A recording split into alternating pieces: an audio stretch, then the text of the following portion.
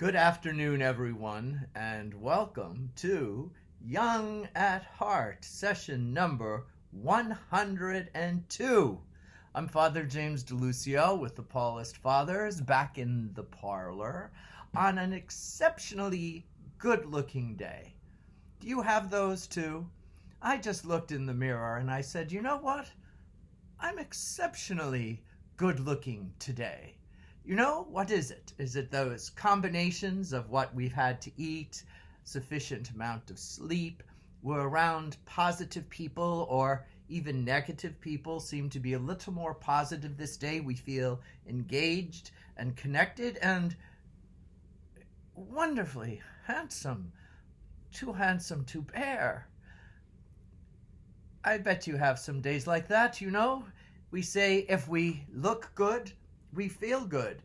Now, that was a quote used in Vidal Sassoon's hair products many years ago, but I suspect he had to know my mother, for she and my aunt were always so meticulous about their appearances, and that Mary Poppins line, "Beauty is a joy forever," they completely incarnated, if you will. My mother still does to this very day. I confess, the Delusios, the Capones, the Bonacores, the Venturas, the Banks, the Herds, all these are names of part of my heritage. We're a vain lot. But in defense of us, our culture, it has exceptional levels of vanity. We all want to think we really look good. And when we don't, we tend to fall into depression. We negate ourselves. We compare ourselves to the movie stars and the television personalities, whom, by the way, spend hours in making themselves look meticulous. So when we have those "I'm really good looking" kind of day, we just can be thankful and know with humility they only come, alas, once in a while, no matter how we use the smolder or whatever it is that we think presents ourselves to the very best of others. I hope you're getting quite a few chuckles out of my revelation, but it's also part of what I have to accept about myself if I don't at least have one good vanity day. Vanity, quoth Quellath, whatever his name is in Ecclesiastes, all is vanity. If I don't have at least one good vanity day from time to time, I pout. Aren't I funny? I was thinking that the other day watching Stephen Colbert, handsome fellow, and in his presentation he wasn't talking about vanity. I could see this man knows he's exceptionally good looking, and isn't that fine, you know? Or, well, I think it's for man and woman and beast. Recall the peacock. We're returning to cats today, so often the topic of Mother Goose rhymes. Beautiful cats, I might add. Handsome cats. Talented cats. From Mother Goose. A cat came fiddling out of a barn with a pair of bagpipes under her arm. She could sing nothing but fiddle cum fee. The mouse has married a bumblebee. Pipe, cat, dance, mouse, we'll have a wedding at our good house. And here's a variation. Fiddle-dee-dee, fiddle-dee-dee, the wasp has married the bumblebee. Puss came dancing out of the barn with a pair of bagpipes under her arm. One for Johnny and one for me. Fiddle-dee-dee, fiddle-dee-dee. I always liked that phrase, fiddle-dee-dee, fiddle-dee-dee.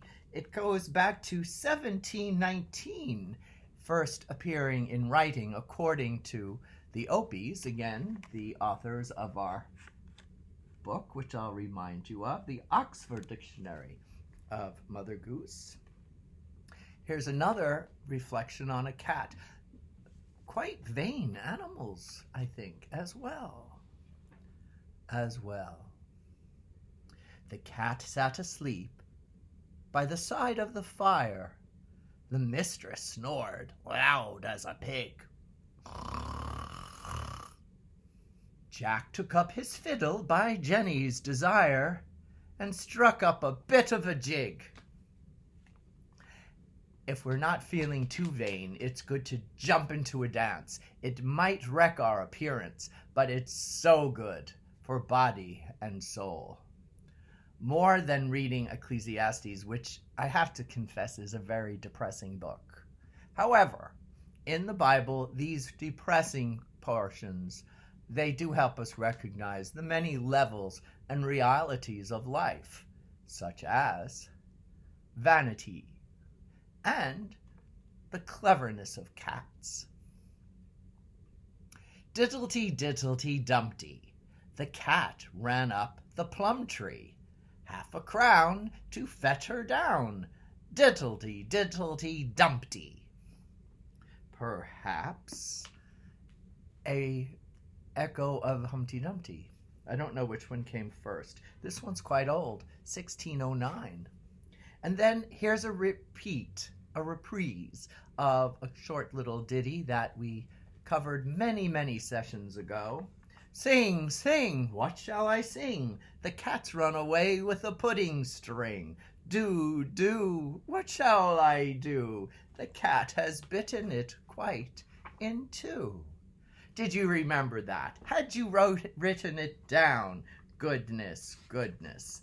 I've come across some very interesting pieces, but I have to save them for holidays, like variations on the night before, not the night before Christmas, the 12 days of Christmas, and other such things. But we'll wait to get to those at another time, perhaps at Christmas time, if God grants me life, and if we can still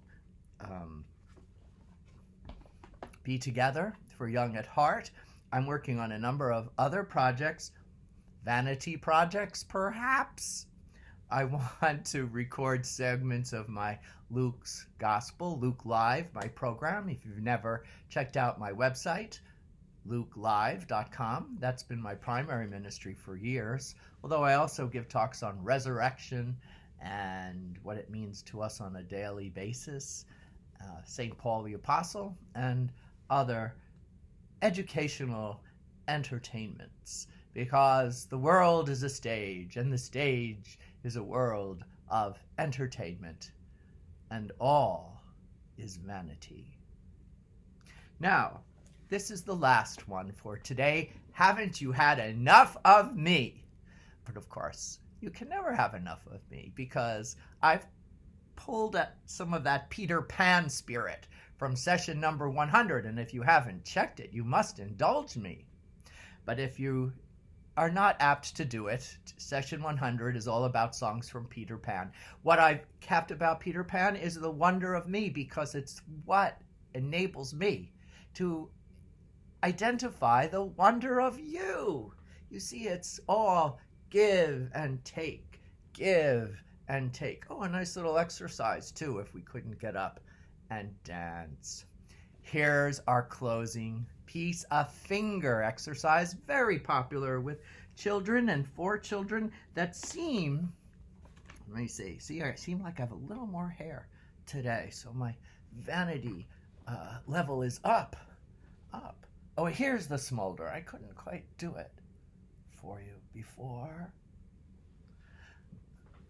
And God made me, and you, and here we are. Let's see, what year is this? Goes back to 1810. Okay, that's quite a while, but again, things are older in time than when they appear in writing. You do remember that. I repeat it often. Okay, here we go. Here is the church. Here is the steeple. Open the door, and here are all the people. Here is the parson going up the stairs. And And here he is saying his prayers. The hardest, trickiest one is the parson going up the stairs, because you're supposed to put your palms together, which I don't like. And you just go up 1, 2, 3, 4. But I think it's better this way. 1, 2, 3. Oh, it's hard to do one at a time, you know. And then you could even do it more complicated. Well, that's a good smolder. 1, 1, 2, 3. 1, 2, 3, 4. Saying his prayers. Thank you for joining me, everyone. Stay healthy. Look good. And God bless. Keep your sense of humor and stay young at heart. Bye, everyone.